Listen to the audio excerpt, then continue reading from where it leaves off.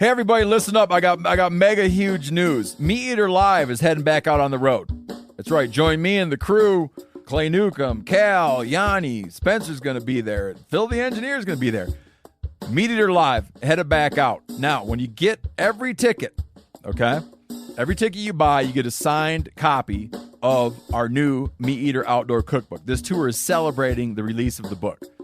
Buy a ticket, get a signed copy, Meat Eater Outdoor Cookbook, wild game recipes for the grill, smoker, camp stove, and campfire, which I'll point out is a $38 value.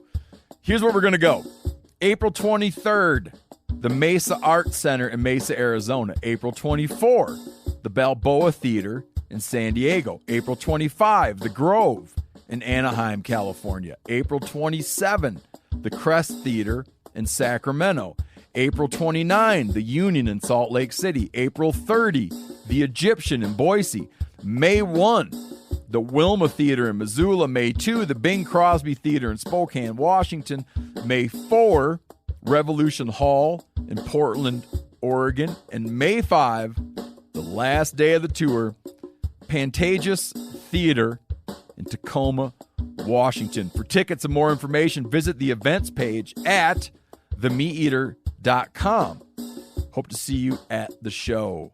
Hey, this is Tyler Jones, and you're listening to the Element Podcast.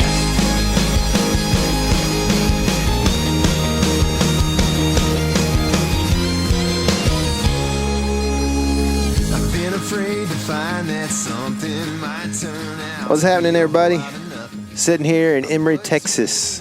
Got a little change of scene. We are chilling outside. It's beautiful weather today.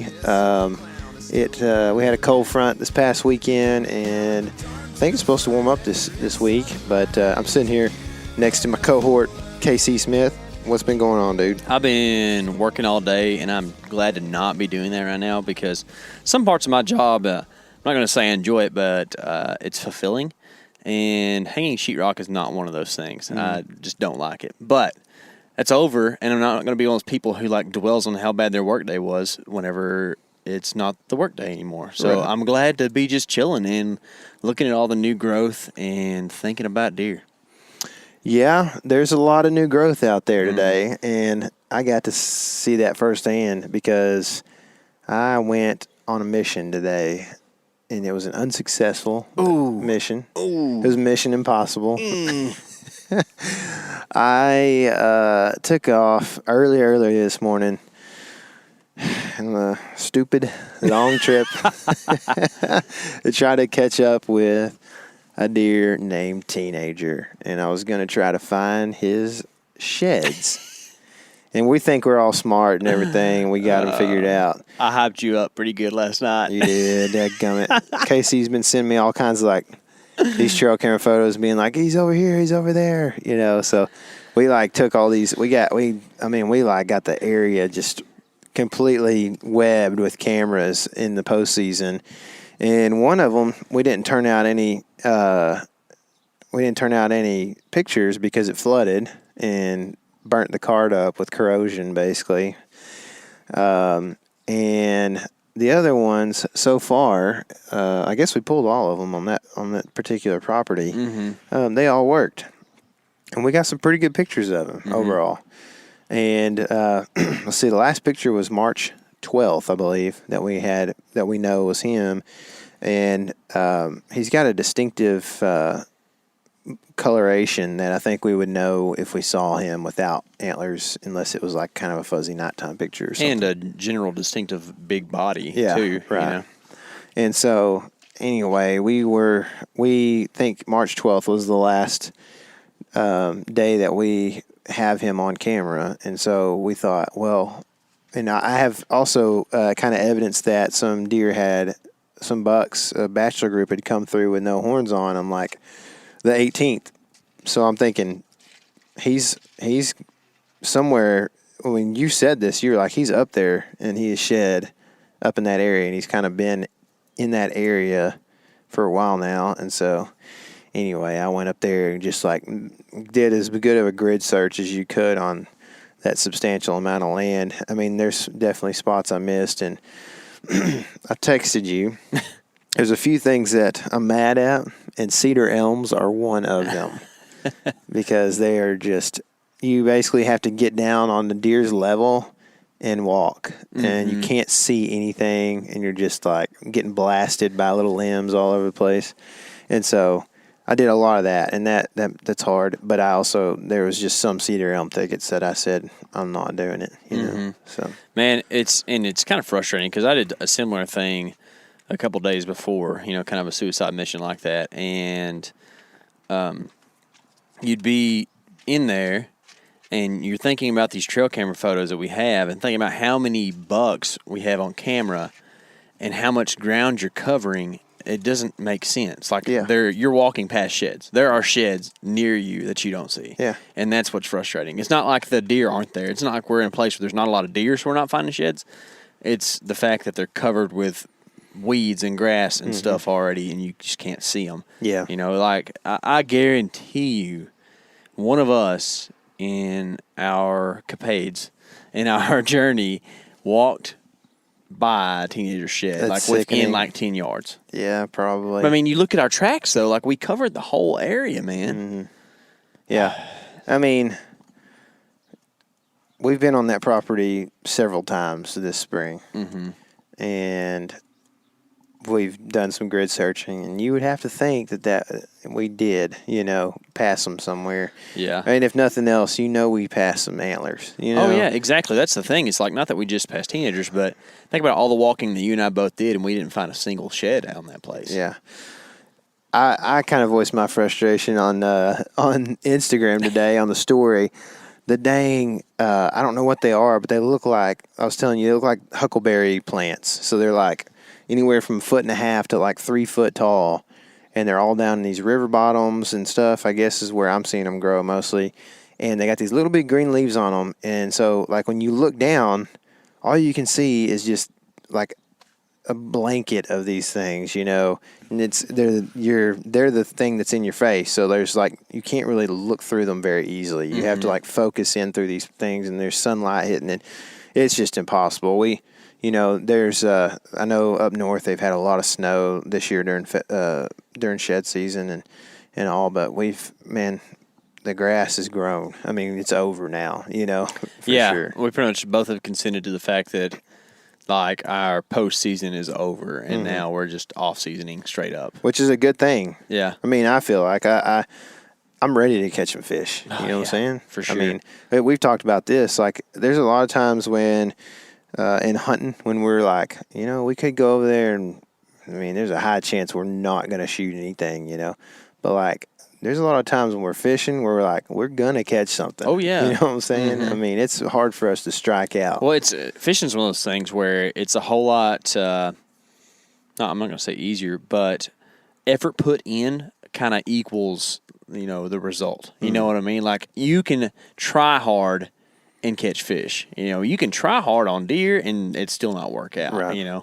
Yeah. And another thing is you're trying to, a lot of times you're kind of like being picky about what you're shooting and stuff. Oh, yeah. Whereas with fish, it's like whatever bites. you can turn it loose. Or right? the thing is you can find like small water and it's like there's going to be fish in that spot during the day. You just make them bite, Yeah. Whereas, and for me too, I'm not really a competitive hunter. Like, I'm just as straight up excited for you when you get to kill something. But when it comes to fishing, like, I kind of get a little bit competitive. Like, I want to be the one that catches the stuff. You know what I mean? And I think that kind of helps me, I guess, with success. Just I kind of have a competitive edge, when it comes to fishing and stuff. So yeah. I think it helps. I know we've been kind of cracking on it a little bit, but we did have a good day last week, and we hadn't talked about it yet. But I have good days all the time. Well, yeah. But a good day in the woods. Yeah, we did. We ended up, I think we were just pulling cameras mainly, weren't we? Well, that was the day we were going to go in and just be like, okay, we're going to go check and see what cameras got flooded on this property and just try to get everything out of the woods pretty much and try to, like, get all the intel we could for probably shed hunting purposes, right? Like, that was the idea. Like, we're going to see when they shed, see who shed, where, and go from there. And we ended up covering a lot of ground, a lot of ground. Well, one of the first places we went in was on a mission to get a camera that we we pretty much stuck it in the bottom of a creek. Like we stuck it on a creek crossing, so you know that it's probably going to flood. Yeah, we knew it was dead. Yeah. And so we were just hoping that maybe it was still working. But we went in there, and you found a shed on the way in, a good 8 points or 4 point side. And so you found that, and we ended up getting the trail camera, coming back, and then I guess the next thing I found was that broken off. The smallest 4 point side that you've ever seen in your life. Yeah, that's true. And he had like his pedicle was like it had been broken from his skull. I don't really think that's a shed. I think that was from the season. Yeah, it was definitely older than it looked older than the other one we found. Yeah, the one you found. And then just to make a long story short, we ended up finding right next to the road the best shed we found in East Texas. Yeah, it was freaking stud. We just 4 kind point of side, but it was one of those things where like we were at the road and we weren't ready to be done, and so we just kind of like zipped through this little thing, and I took like 10 steps from the time that we were like, man, there might be a shed in here. Let's just check. And it was just a little brush pile, or whatever.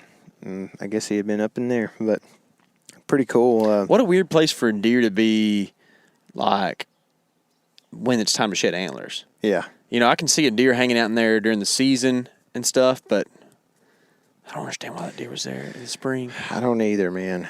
I mean, maybe just feeding on the roadside at night is the only thing I can think of. Yeah, that's a good point. I mean, I don't know. After that trip, we went back out recently. We've gone out several times to different places, but you left. We met each other out at this property, and you had come from a different property. Mm-hmm. And I did a lot of driving that day. It was stupid. Well, yeah. And I did too. I drove up there. I was like, yeah, we'll do this. And we ended up, I didn't have a whole lot of time by the time I got up there. But anyway, when you left, I went in to scout a little spot.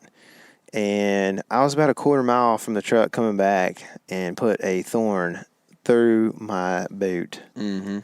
And like my foot was bleeding. I mean, it wasn't bad or nothing, but there was blood coming out. I mean, it got up in there. And when I reached down to like pull it out, I tried to pull it straight out, and just broke off the very tip that was even hanging out. And so there's still a thorn like in my foot, in the boot, and I can't pull it out. So I had to take my boot off and walk on the side of my snake boot for like a quarter mile back to the truck, and it took forever to get back. And then it took me 15 minutes to get the thorn out of my boot the next day. I had to pull it from the inside of the boot all the way through. I figured you would take the line or the sole. What's it called? The insole. Insole. You take the insole out and I did. pull the thorn. It's not fun. How's your foot though? It was pretty tender today. Was that a around. dead locust thorn or a live one? I think it was a dead one. That's better. Those live ones, they got some juice in it. I know. I got one in my hand the other day, and it definitely had juice in it. But those things, man, and I got another one today walking around that missed my heel. And so I don't know what the deal is with my boots, but Mine are the same way. I never had that issue with my Mendels. So, and that may just be coincidence, but we've walked a lot of miles in those. It's true. No, so I don't know. But yeah, it's kind of a not cool thing. But coming up, we are ready for fishing season. We got a few things that are going to be undisclosed, but we're going to make a couple of little short films for you guys. We're so good at this. But we're going to make a few little short films for you guys, I think, coming up. We've got some in the works.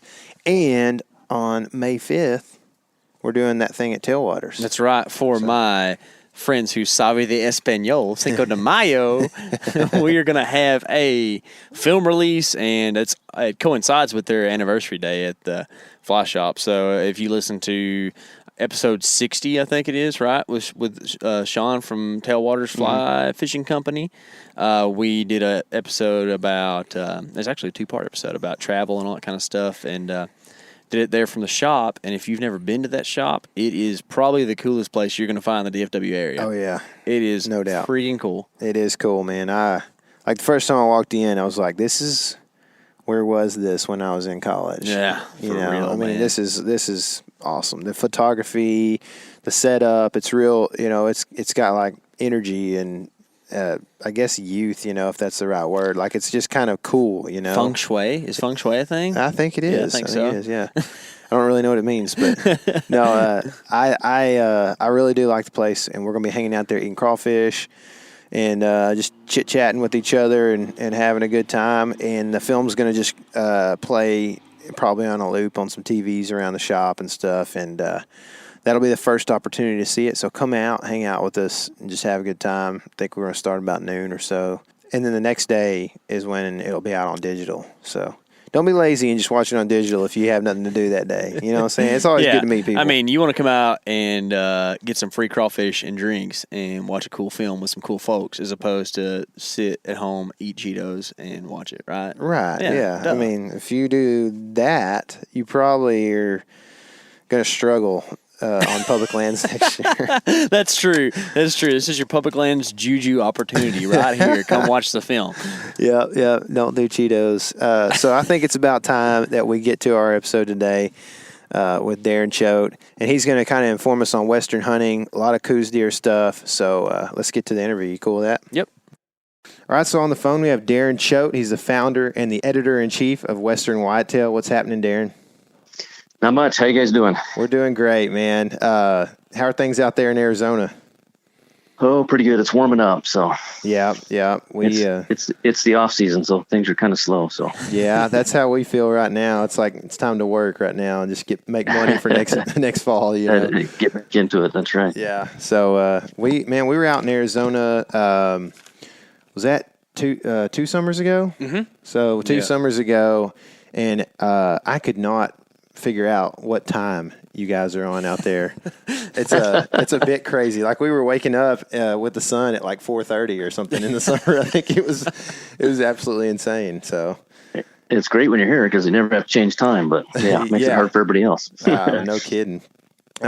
Cool. So you founded Western Whitetail, and as you say, to provide hunters with high-quality content about the subspecies of whitetail deer found in the West. What types of content are you providing in regards to this?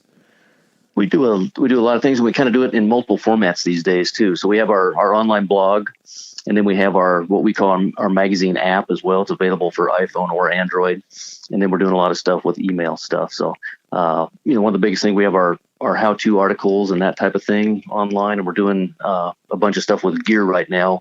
And a lot of our content this year will be related to gear, and a lot of our promotions will be related to gear as well. Okay, so you're kind of trying to help out the person who may need to learn a little bit there about. A little bit. We want to have some quality reader stories from our readership. People can kind of live vicariously through those people, and then have the how-tos and that kind of thing. From some of the experts as well. Right. Cool. So the subspecies listed in your mission statement are Carmen Mountain, Colombian, Coues, or Cows, however you want to say that, Cows, Dakota, Northwest, and Texas. Can you tell us a little something about each species and what kind of makes them different from each other, and also from the eastern species? Sure. So, here in Arizona, we have the Cous deer. Most of us pronounce it Coues, although it is cows. And they're a very, very small deer. They look just like kind of a Midwestern deer, but just on a smaller scale. So, and they live in crazy terrain, steep, from anywhere from 3,000 feet to 10,000 feet in elevation, and just steep, rugged stuff like you would hunt sheep in, that kind of a thing. Mm-hmm. The Carmen Mountain in Texas is kind of the same thing. Really, what differentiates those two deer is just the Rio Grande River. They just got divided there at some point. So they look really like a Cous deer, maybe just a little bit bigger. Mm-hmm. Colombian deer are up in the Pacific Northwest, and again, just a smaller cousin to the Midwestern or Eastern whitetail. And so those Colombian deer are... they are actually the ones we're talking about are whitetail, and not the blacktail. They're correct. pretty rare, correct? They're pretty rare. Yeah. Yeah. You can only hunt those in a few locations up there. Right. Okay. And then, of course, the Northwest deer is really just the eastern deer on the west side. It lives in Idaho, Washington, on the far side of Wyoming and Montana. And of course, the Texas deer is the one everybody knows about, kind of where management started down in Texas and that kind of thing. And the reason I clumped those all together is I'm a Coues fanatic. And, we have a cult-like following for Cous deer, but I knew building a business and a magazine off of that one small deer was not going to work. So we kind of tied those things all together. Right. And in fact, even that was not really broad and diverse enough. And now we've kind of changed to, we do Western hunting and we do whitetail hunting. So we kind of still cover the gamut of everything now. Sure. Yeah. And so for I guess those who aren't listening to the Texas deer, at least we're talking about the like chocolate rack, gray body, South Texas deer. Is that correct? Right. Okay. Right. Okay. Yeah. And then the Dakota deer are I guess from the Dakotas, I'm guessing. Yeah, the Dakota. Different experts verify these subspecies in different ways. So Dakota deer, we would be like in the eastern plains of Colorado, upper reaches of Oklahoma, west side of Kansas, and all the way up in the Midwest, that far western Midwest area.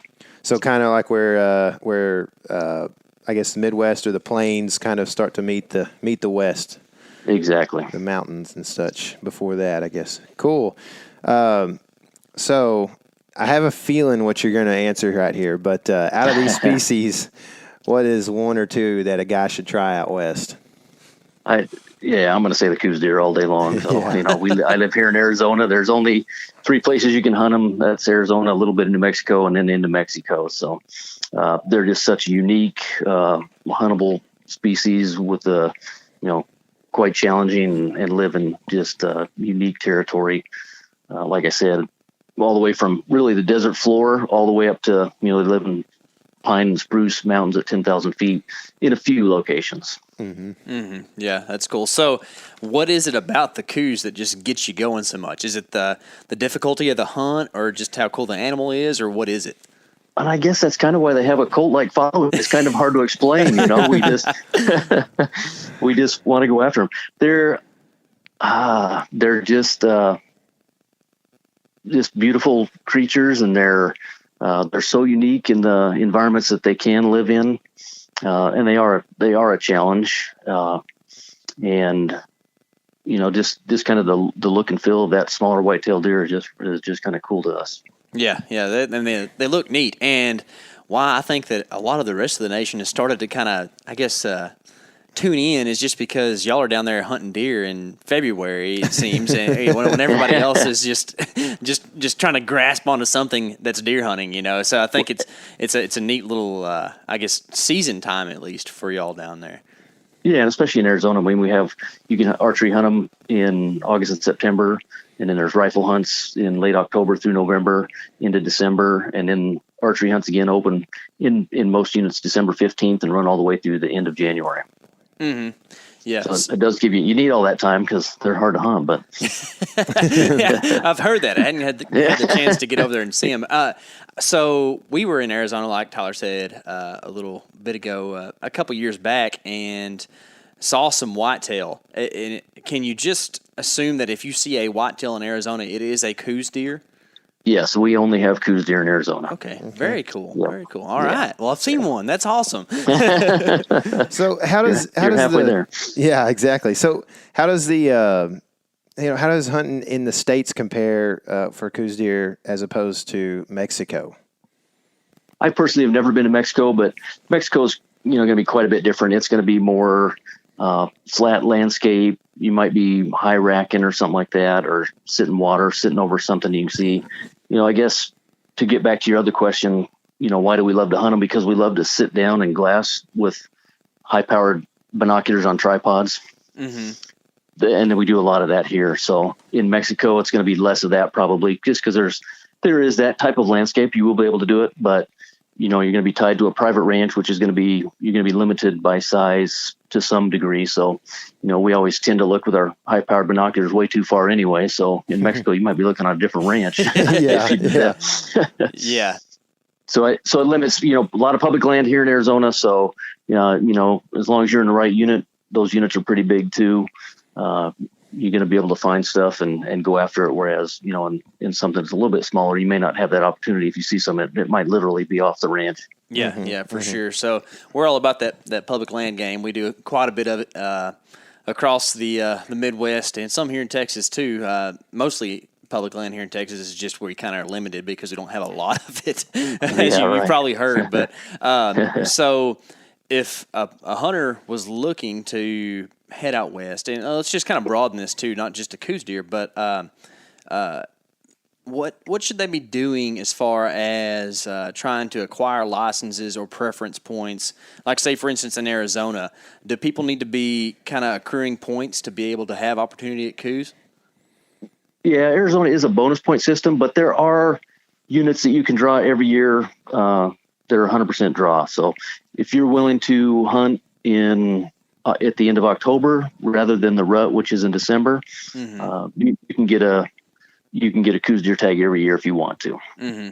Yeah, well, that's cool. That's good news. So if you want to hunt the rut, you should start buying points, which you can do every year. Yeah. In Arizona, you do have to buy a license and then pay the $13 or whatever it is for the bonus point now. But you can start to accrue those, and probably for most non-residents, you're probably looking at 5 to 15 points to get a December Coues deer tag. Wow. And it's all still luck of the draw. Some people with less points still.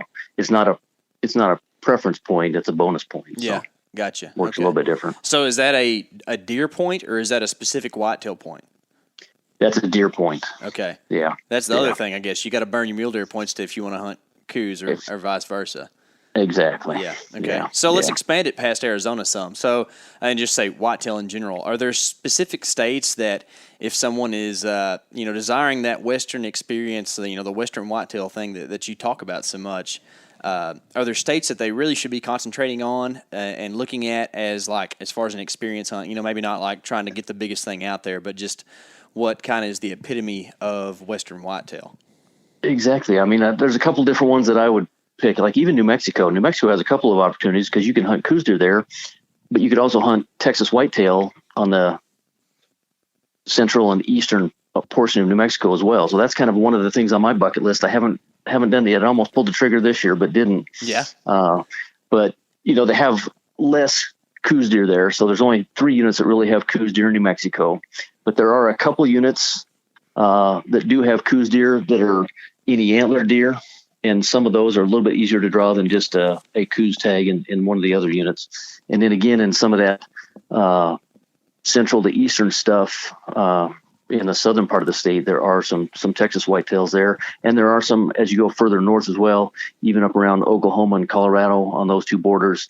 The only issue with trying to get a Texas deer up there or even a Dakota deer in that part of New Mexico is there's a lot more private land and you got to have access to that private land to do it. Yeah, sure. Right. So you might be able to draw the tag. You just may not have access to that land. That might be the critical piece. Yep. Yeah. Do you have any advice for trespass fees or way to approach getting some of that private land access? Of course, besides just the general door knocking that we all are afraid to do. Yeah, exactly. The one thing I use, a couple products that I use is, Go Hunt. They have a great product for looking at draw applications across the West.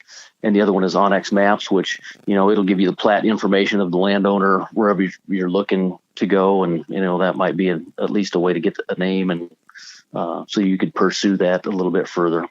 Yeah. So, when you go on, I know there's we've talked about so many different species and obviously different regions and areas to hunt these deer in, but what are some of your most essential pieces of gear that you find yourself using on the majority of these hunts? Number one is going to be high quality optics, whatever that might be. 15 power, there's only a few that are even made these days. So, you got Swarovski, Sig Sauer has a 15 now, great product. Leica, Zeiss, those types of things. And the other thing is going to be the tripod to put them on. Right. So and it can get expensive, that's for sure. Oh yeah, yeah. I know that for sure. So what are you using personally? I use a slick tripod with Swarovski 15s. Cool. Yep. I have a slick tripod for my camera equipment actually. So I've heard good things about them and used it now for about a year, and it's worked great for me. So yeah. What else besides optics? Backpack for sure. You're going to be carrying quite a bit of gear. So frame pack or no? I don't use a frame pack. I use, like right now I'm using an XO mountain gear pack.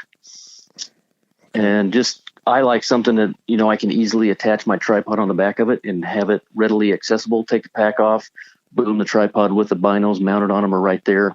So I don't have to fiddle with putting that stuff all together. Something that has a rifle carrier as well, in case you need to carry both of those things, or a bow or something like that too. So yeah. So since you brought it up, the rifle versus bow thing, you use both, right? I use both. Yeah. Right. Okay. Do you have a preference, or is it more just like the tool that's in season? I'm really more of a bow hunter, but I always put in for a rifle Coues deer hunt. In Arizona, where I live, you can only kill one deer a year.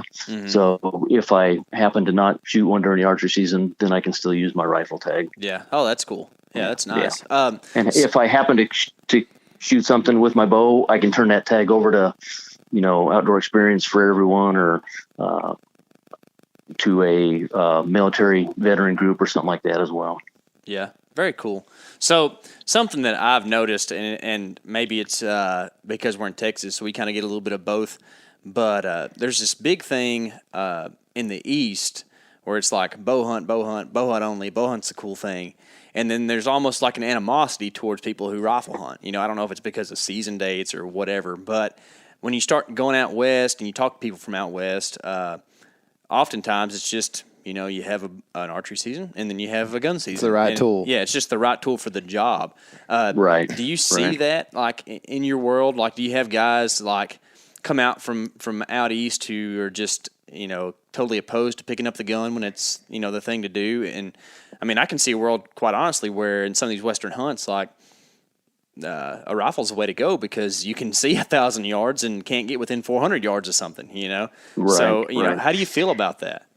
I personally haven't really seen any conflict between any two groups. If you spend enough time online in some forums, you'll see some bickering and that kind of stuff. Bickering in forums? No way. Do you believe that? Yeah. But like, especially for the Coues deer, I would tell, if they want to shoot one, I would say, let's do a rifle hunt first. You can always explore the archery option down the road, because it's going to be so much harder to try to shoot a Coues deer with a bow. Sure. So, and on the rifle note, the long range thing has kind of become a big thing, especially out west, because you've got the shots. You've got it is the a distance. huge thing, right? Yeah, right. And I don't know what your thoughts are on long range, but can you even put a definition on what long range is? Yeah, I mean, I have never shot an animal over 400 yards. Mm-hmm. That being said, I have several rifles that are capable of shooting a mile. Mm-hmm.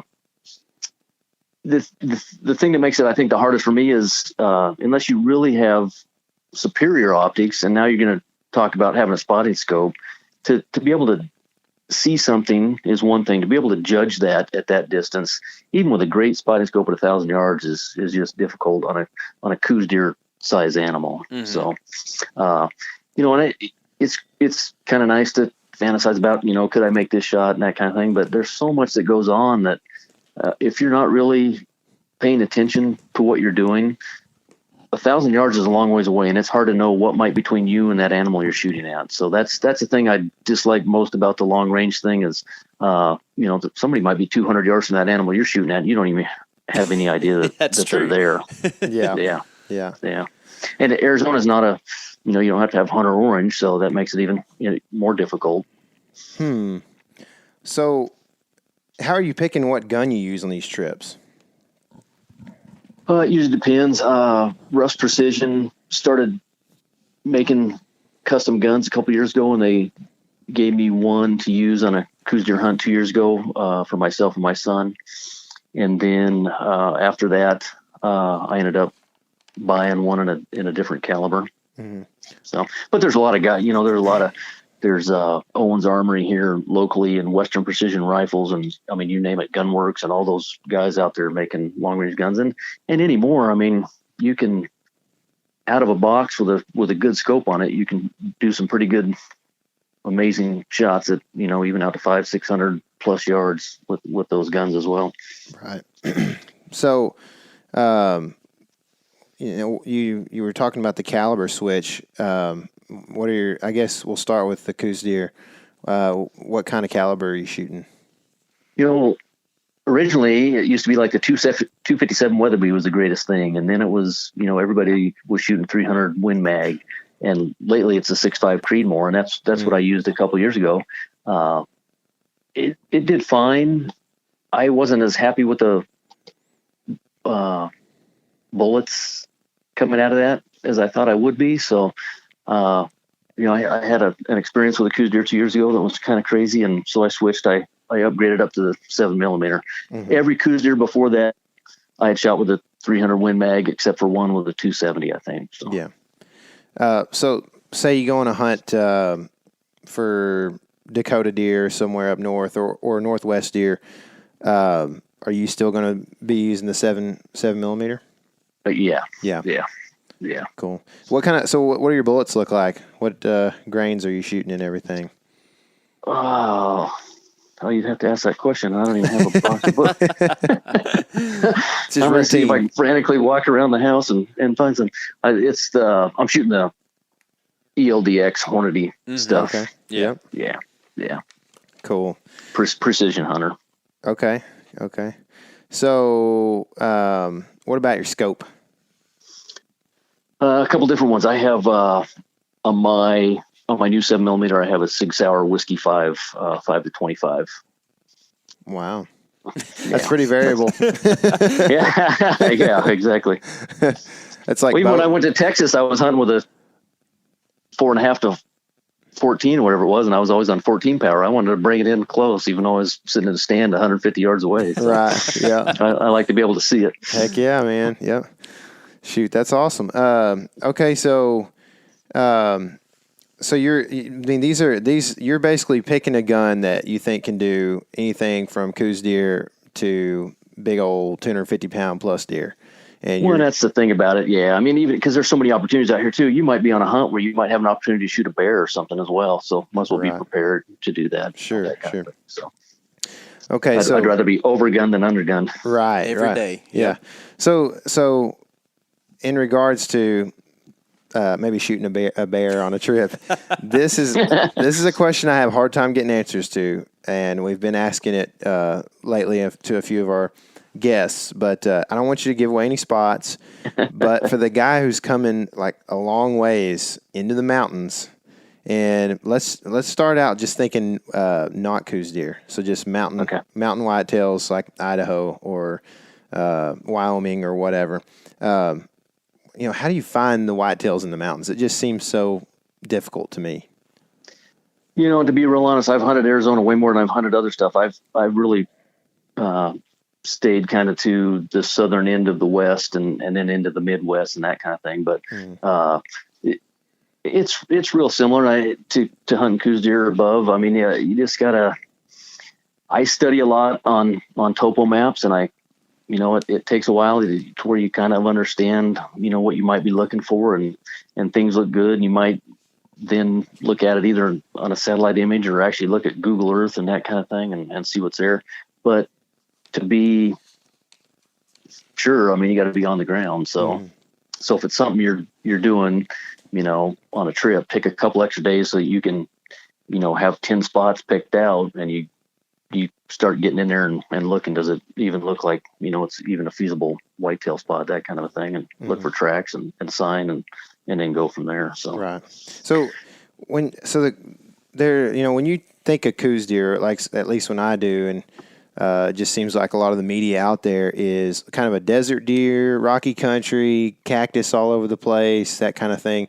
Do you guys have Coues that kind of inhabit, pine forest and high mountains and stuff like that? Oh yeah. I mean, that would seem similar to something in Wyoming or Idaho to me, Right. The thing that's true in all of those areas is it's going to be probably steep and rugged. So, and to be honest, I mean, most of the Cous Deer, they live in what we always call Sky Islands. So if it's in a mountain range, they're going to be at the top of those mountains. So the mountain might start at the desert floor where there is a lot of cactus, but almost all of Coues deer habitat is really going to be outside of that desert kind of stuff. It's going to be high desert, or it's going to be a mix. It's going to have, pinyon juniper, or it's going to move up into ponderosa tree, or even up high into even that spruce and fir kind of environment as well. So what's the highest elevation you've ever shot a whitetail?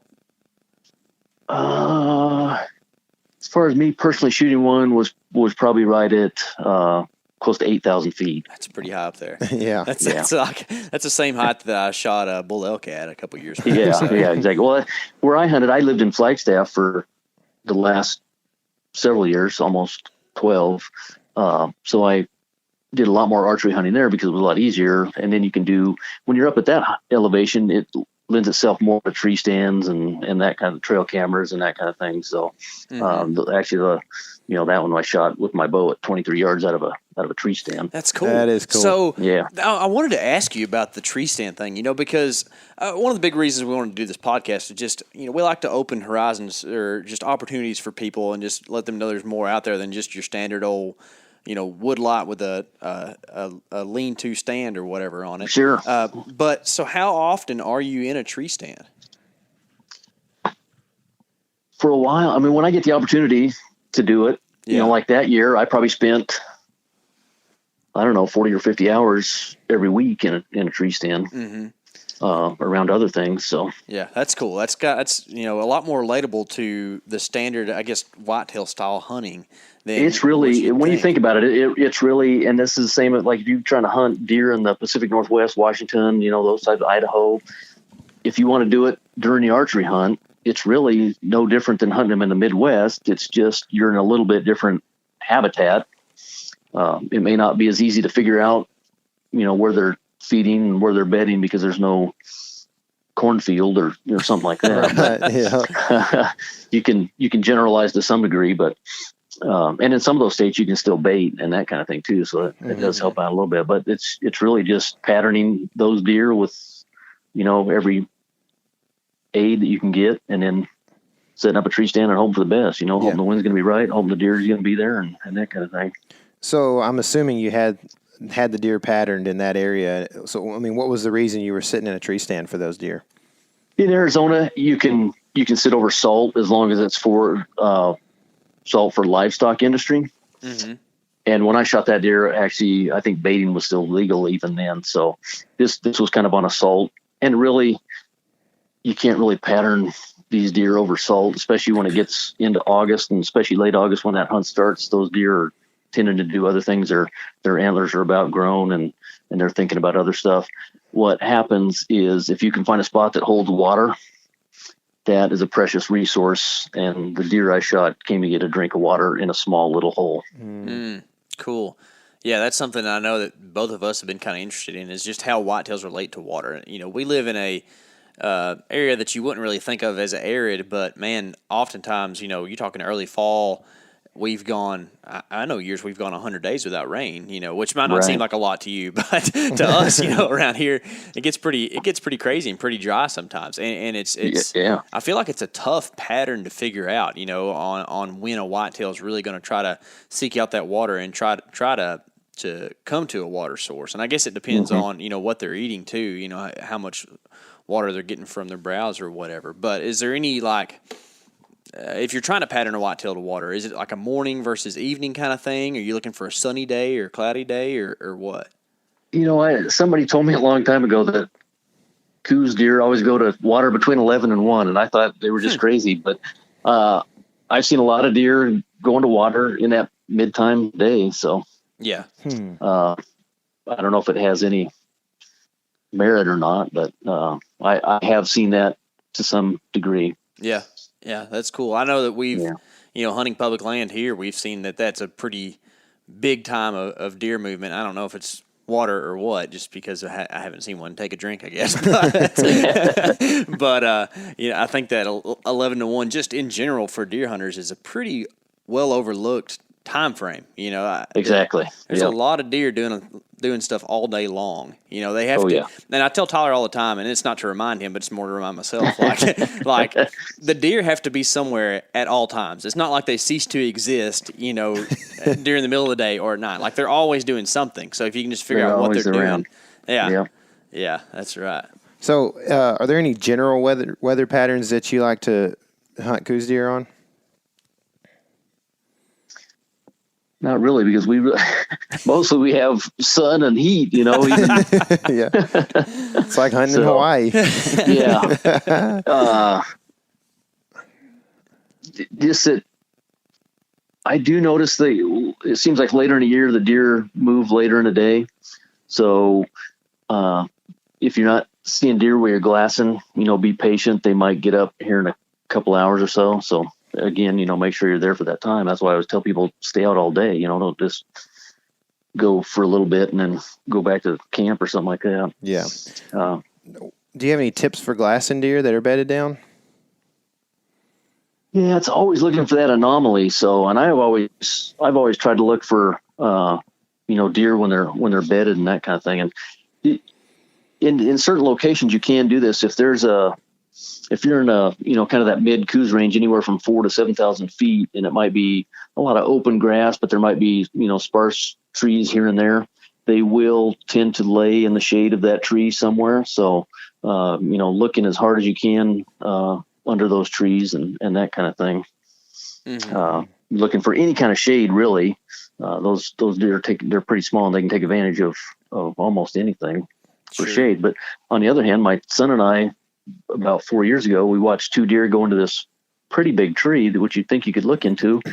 We got about 150 yards away from it and glassed it. I thought they were gone. I kind of went to the left and was going to do a bird dog, and sure enough, those two deer came out of there after we had been 150 yards away watching it for about a half an hour. So, wow, they can hide. Coues deer can hide for sure. Yeah, don't they call them? It's some type of ghost, right? The gray ghost. The gray ghost. That's right. Yeah.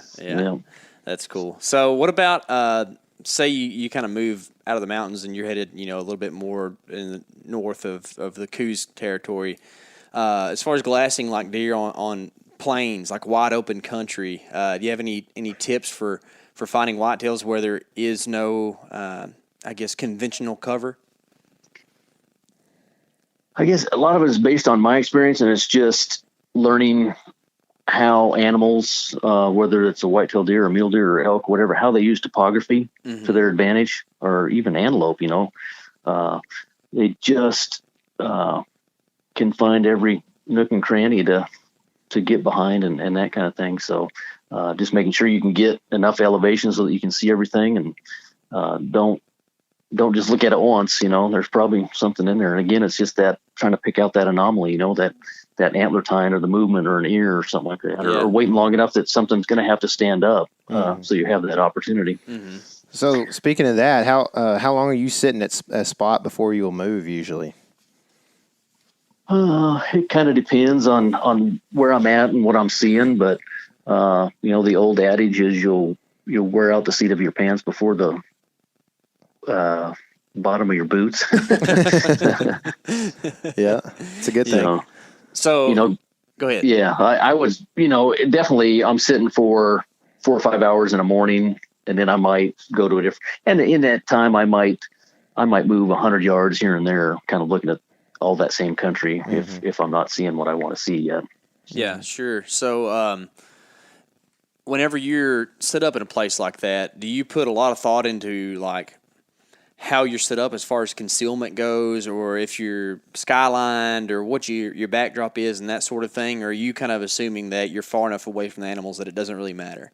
I'm always looking way too far away for that to matter. So if I'm hiding from anything, it's probably from other people. So I might think about that. So yeah, I'm not going to sit somewhere skylined and that kind of thing. So just because I may not want somebody to know that I'm there, or I might want somebody to know I'm there, depending on what that situation is. Right. Mm-hmm. So most of the time when you set up, like on a morning or evening, your thoughts are, I'm going to glass and go. Right? So you're never you're not often, at least, you're setting up saying, okay, this is my ambush point. I'm going to look for an animal to shoot from this location.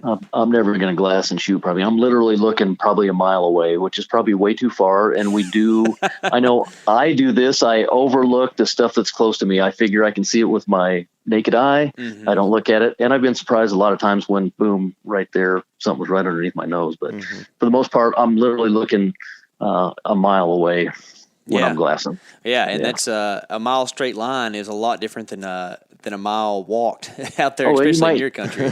You might literally have to drive 5 miles just so you can begin that hike to get somewhere. Yeah, that's cool. That's a concept that it's just so foreign to me. The idea of you spot an animal and then drive around and go to it. It's just not. I'm not saying. Well, and it may not be driving around to go to it. You might be driving somewhere else. You don't have to walk down the hill for. But you still have to go up 1,500 feet in elevation, with a 50-pound backpack. And yeah, that's cool. Yeah, you're not going to drive somewhere and shoot at it. You're just driving somewhere to get to an easier spot to gain access to it with your feet. Yeah. Right. So, how often? This might sound kind of weird, but I'm going to explain it. How often is one of these animals in your life? So, do you see a buck out there in that country, and then lose track of him, but still kind of have his home range pinned, and 3 weeks later have another encounter? And are you kind of keeping up with him and kind of having a season long hunt, or is it there's kind of new deer popping up all the time, and it's so thick that you really can't see the same deer twice? Yeah, it kind of depends on when and where you're hunting, but in the archery season in August, September, you can kind of keep tabs on those types of things. And if you're using cameras, you'll see the deer over and over and over. And then, once the rifle hunts roll around, October is a good time. If you see a deer on a hillside, that deer is probably going to be within a quarter mile that any time you go back out there. So, wow, that's cool. And in fact, if you're lucky enough to find one in October, they're probably going to be on that. If you see them feeding on a hill one morning, they're probably going to be real close to that spot for the remainder of the hunt if they don't get it spooked out of there or somebody puts pressure on them, that kind of thing. So, sure. And then as you get further in December and January and you're starting to talk about the rut, well, you might see that deer you might literally run half a mile or a mile, chasing a doe or something like that. So, yeah. That's crazy. And he might be gone for the ages at that point. So how often are you hunting, I guess, as a condition of human pressure? You have a spot where you think it's man, this is the great spot. This is where I've been seeing this buck. And then you go in and you have, a situation where other hunters have been in there, or there's somebody in there at that moment, and you have to kind of adjust what you do. And see, I tend to think about those things before the hunt. So I look for places, even if there's less deer, I want to be where there's less tags as well, less people. And I will, normally on a Coues deer hunt, if you get a half a mile from a road, you're going to be away from most people. So it hasn't happened to me too many times where somebody else has made their presence known and either hindered me or helped me as far as that on a Coues deer hunt. But again, I'm looking to get away from people, so I'll do whatever I can to kind of avoid that situation. Yeah, sure. Earlier you talked about hunting with your son some. Do you hunt in pairs a lot, or is that kind of just like the family thing, like you and him do it together, or is that a pretty common thing for you to do? Yeah, it's always nice to have another set of eyes. So it might be that only one of us has a tag. On my last rifle Coues deer hunt, my son was with me, and he was basically the eyes for me. I had actually had PRK surgery on my eyes, so he was quite literally my eyes on that one. So that was kind of a unique experience. But yeah, I mean, and people take it to the extreme where they got 10 guys out there glassing for them, which I don't particularly care for. Personally, I like to hunt by myself. So even if my son is with me on a hunt, he's probably going one way, I'm going another way, and we'll just keep in contact if we have cell service or whatever, and then reconnect at the end of the day. Yeah, and if you don't have cell services, there's always a good hoot owl to noise to make. Yeah, yeah, exactly. Yeah. So, how much do you work out or do much training? Like, how do you prepare for what you're doing out there out west? Yeah, I try to do a little bit. So it's been 2 months, but I ran again this morning, so 3.5 miles this morning. So I run anywhere from 10 to 30 miles a week, and try to mix that in with some kind of strength training, whether it's weights or body weight with a backpack or something like that. Mm-hmm. There's just, you can, going up steep mountains, you got to be in a different kind of shape than walking flat stuff. So for sure. Yeah, it makes all the difference. You can do it, but it's better when you can do it and not get cramped up and hurting and that kind of thing. So yeah. So you, I guess, are you saying that you took off after hunting season until now? Like you have a rest period? No, I guess, I looked at my Strava app today, and it's been 2 months. So with show season and everything in there, it was kind of hard to do some stuff, and it's hard to do stuff in the during the hunting season for the most part. But this is kind of my training season, so this is where I'll kind of get crazy, and I'll be, like one year we prepared for a 100-mile relay, which I ran 18 miles of in the dark. So Holy smokes! Wow. Yeah, so I'm going to go to Colorado and hunt over-the-counter elk this year, and I was just texting my 2 Flatlander friends from Indiana that are going to go with me, and told them about a run I was going to do where it's a 10-mile run up at 10,000 feet of elevation. So, and it's mostly uphill the whole way until the last little bit downhill. So. Yeah, that's I'm not much of a distance runner, but I was in pretty good shape last year. Yesterday.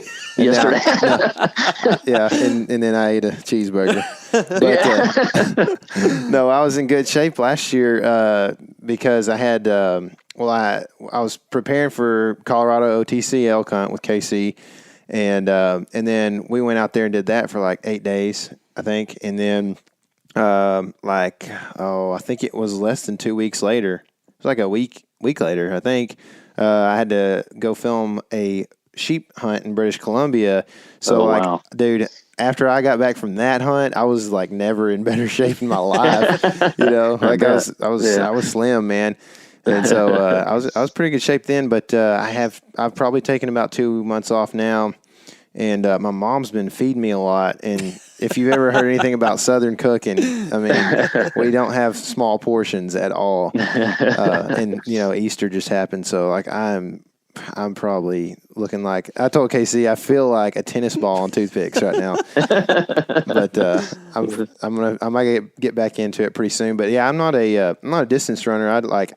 I'll sweat it out real hard for like a mile and a half, and then I'm done. I'm like, okay, I just go hard, for that long. And it did okay. I mean, I felt okay. Never felt bad on any of the hunts that we did last year.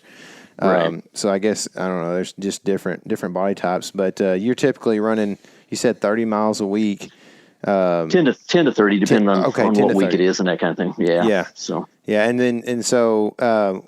mean, the one thing I'm interested in is the weight stuff or just building up strength in the legs outside of running. What are you doing exercise wise for that? I do Outdoorsman's makes a thing called the Atlas Trainer. So it's their frame pack, and you can put a 45-pound weight, a normal weight on it. Mm-hmm. And if you're man enough, I guess you can put 2 of them on there. I'm not. So that's like 2 Coues deer, right? Yeah, exactly. So I either use that or just a normal, like in one of my old Exo Mountain packs with some weight in it, and I'll just do lunges for 10 yards one way and back, and then I'll do squats and a couple other things, and you can do all you want. There's nothing better than actually getting out there with a weighted backpack and walking over terrain that you're going to be in, because it's just different when you're stepping on rocks and loose rocks and that kind of thing, and how that works with your ankles and that kind of thing. But every little bit you do will help for sure. Mm-hmm. Yeah. So I kind of, I guess, missed this question in the gear section, but what kind of pack are you using to pack out Cous deer, and can you do it all in one trip by yourself? Usually. Yeah. Yeah. I like I said, I'm using an Exo Mountain backpack right now, and it on that last hunt we did, the 2 of us packed it out. I packed out a Cous deer by myself one time in the dark. It was a pretty risky deal. So, and a friend of mine actually broke his ankle that same weekend doing the same thing. Had to be airlifted out with a helicopter. Oh, so man. yeah. Gosh, that's some serious business right there. Exactly. It's crazy how we just, and I'm bad about this, just taking advantage, or not taking advantage, I'm sorry, like taking for granted, like your health and how what you're doing is not that dangerous, when really it is. I mean, you're like one slip from being 12 miles back with nothing, like, and that's all it takes. So you got to be prepared for that too. Yeah, that is crazy. So what are you, what kind of what does your first aid kit look like? I carry a small first aid kit. When I carry a little fire starter and a couple of different things with me, just everything, and just make sure I have the amount of food I need for a couple of days anyway that I could get by, and water. And water's the toughest thing for us. You got to carry a lot of water. So right, because there's not going to be anything out there for you to drink out of usually. Yeah. So what about you mentioned food? What does that look like for you? Oh, I take stuff that's easy to take. So jerky, or I forget the P3 things that are made by somebody. Wilderness Athlete makes a couple great products. One of their new, like their Rebar product, is great. A lot of carbohydrates packed into a small package to keep you going. So just kind of looking at what you need and that kind of thing, and making sure you have all those bits and pieces. Right. And y'all have a pretty good drug trade down there, so you probably just do cocaine sometimes to keep you going and that kind of thing too, right? If you get far enough south, you might glass up more of that than you do Cous Deer. Yeah. Yeah, that's when you just turn around and walk away, right? Yeah, that's right. I avoid that like the plague. I stay north of I-10 and try not to worry about it. So yeah, that's a good plan. So we were talking about the pack out earlier, with the deer and stuff, and I'm assuming that since you live in such a, for most of the season at least, a pretty warm environment, you've got to take some things into consideration for, I guess the meat care and stuff. Like, what would be your suggestion on that? Like, for somebody who's used to killing deer, in 40 degrees, when you got to kill one in 85, what are the first steps to make sure that meat makes it home to your freezer? Yeah, the biggest thing, you just got to get it skinned as quick as possible. And, we skin it, quarter it. And if you can, even when it's pretty warm, 80 to 90 degrees, as long as you get the skin off of it and quarter it and you hang it, or if you don't have a place to hang it, like a lot of times in the desert, if you get some kind of lattice built, that meat will make it at least for 24 hours. But you need to get it, back to wherever you're going as soon as possible, and get it cooled down and get it to your butcher, or get it to where you're going to prepare it for yourself. Yeah. So, do those mountain deer taste different than like your standard Midwestern whitetail, or is there any differentiation in their food value? I think a little bit. What's weird to me is that Cous deer taste way better meat than mule deer, and they'll even share habitat, so they're just eating a little bit different things. So I love to eat Cous deer more than any other animal. Really? That's cool, huh? Yeah. All right. Well, I guess they're kind of like an hors d'oeuvre. They're yeah, exactly. No, but seriously, like how much meat do you get off of a mature buck? It's not very much. I mean, you're probably, with bones in, you're probably packing, maybe 40 pounds. Yeah.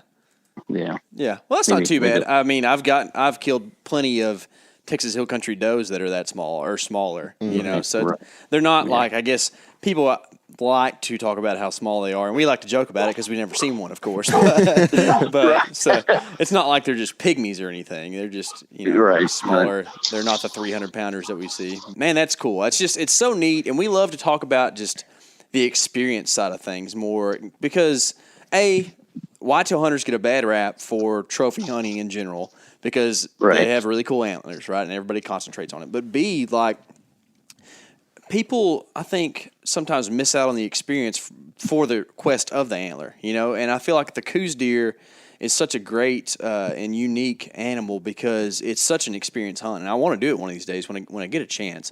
But so what is it that's like your driving force? Are you really after a really unique experience when you go out hunting, or are you looking for, the really cool specimen, or what is it about that hunt?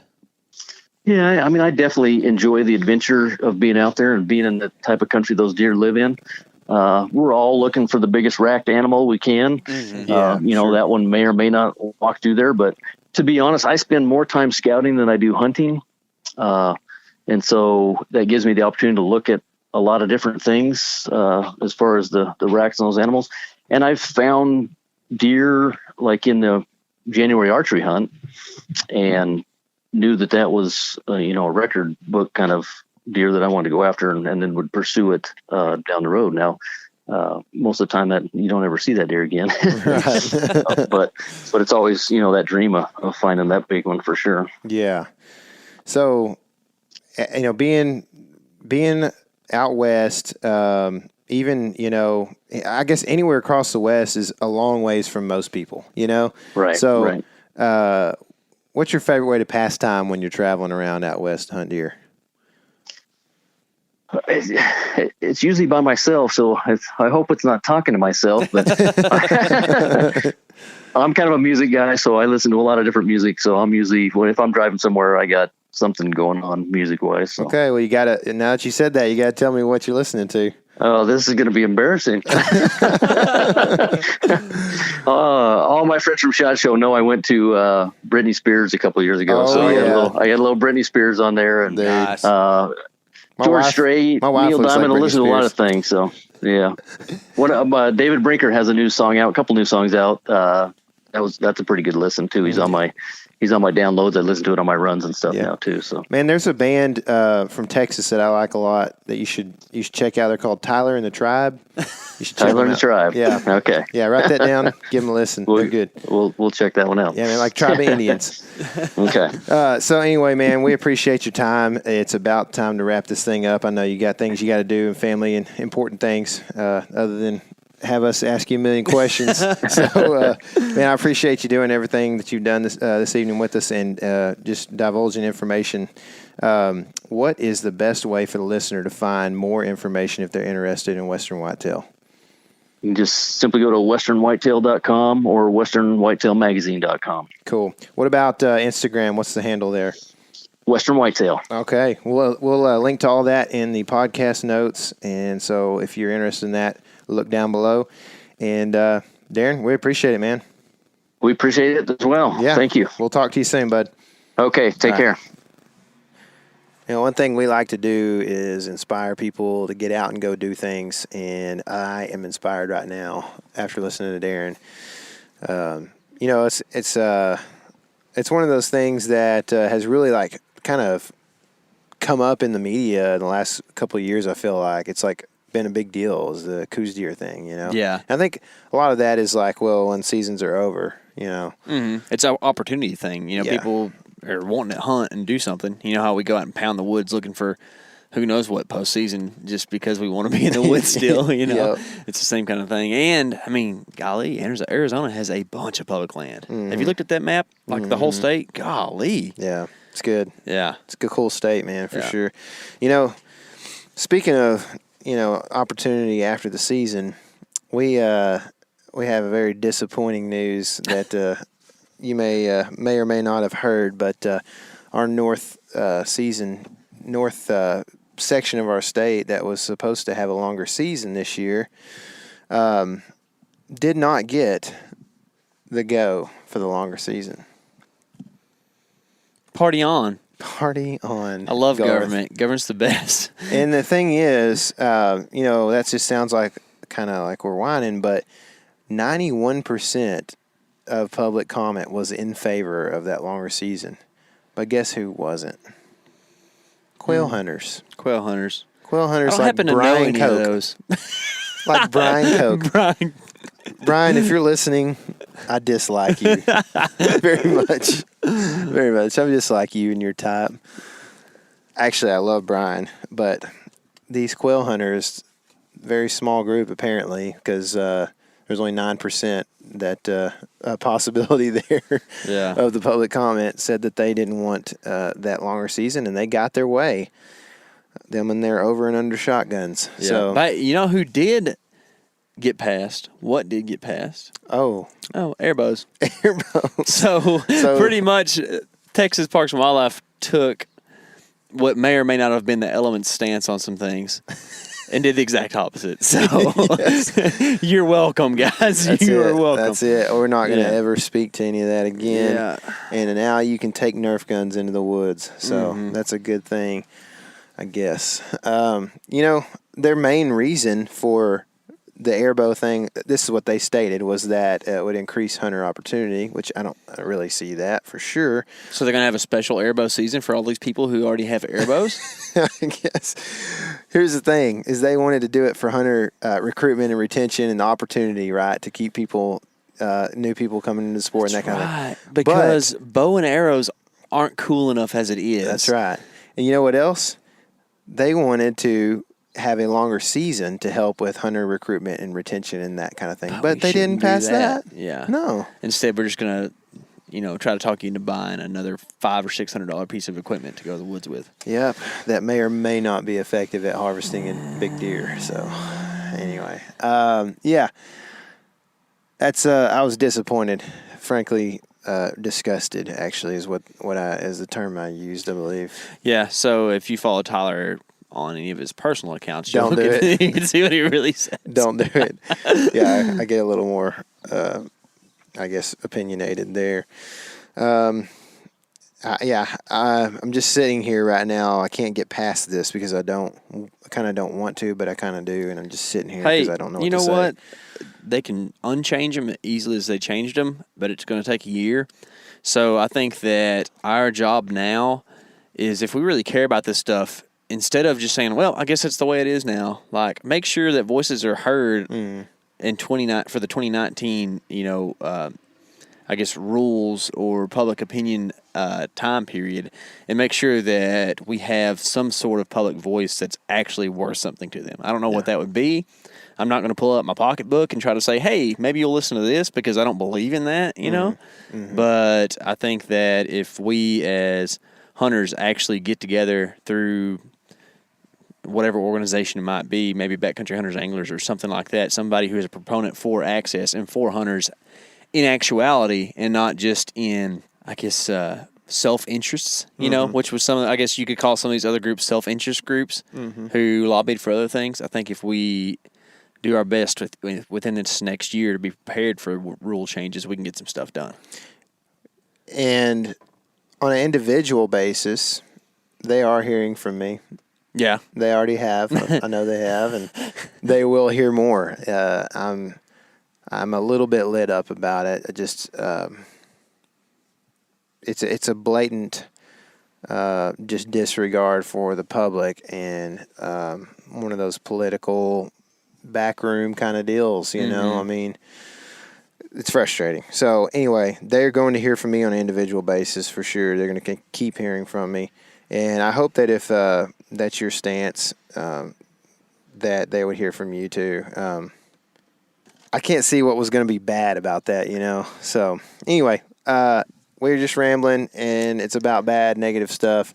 So I think we should probably get out of here. But I just want to tell you guys that despite this negativity, that you should go and have a positive week. That's right. That's right. Go follow Darren Choate on Instagram, because the Western Whitetail stuff he does is pretty cool. Yeah. And it's pretty inspiring to see how these animals that we all love to chase can live in so many crazy different places. Mm-hmm.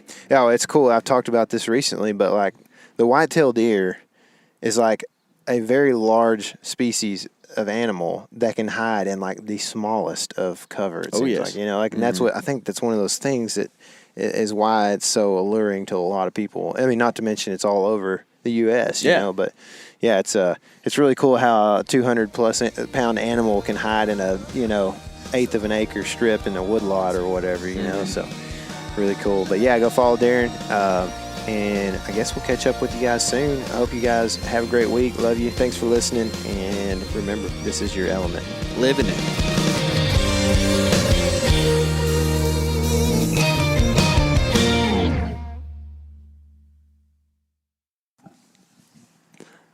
What are you looking back there? Biggity. Hey everybody, listen up. I got mega huge news. Meat Eater Live is heading back out on the road. That's right. Join me and the crew. Clay Newcomb, Cal, Yanni, Spencer's going to be there. Phil the engineer's going to be there. Meat Eater Live headed back out. Now, when you get every ticket, okay? Every ticket you buy, you get a signed copy of our new Meat Eater Outdoor Cookbook. This tour is celebrating the release of the book. Buy a ticket, get a signed copy, Meat Eater Outdoor Cookbook, wild game recipes for the grill, smoker, camp stove, and campfire, which I'll point out is a $38 value. Here's where we're going to go. April 23rd, the Mesa Arts Center in Mesa, Arizona. April 24, the Balboa Theater in San Diego. April 25, the Grove in Anaheim, California. April 27, the Crest Theater in Sacramento. April 29, the Union in Salt Lake City. April 30, the Egyptian in Boise. May 1, the Wilma Theater in Missoula. May 2, the Bing Crosby Theater in Spokane, Washington. May 4, Revolution Hall in Portland, Oregon. And May 5, the last day of the tour, Pantages Theater in Tacoma, Washington. For tickets and more information, visit the events page at themeateater.com. Hope to see you at the show.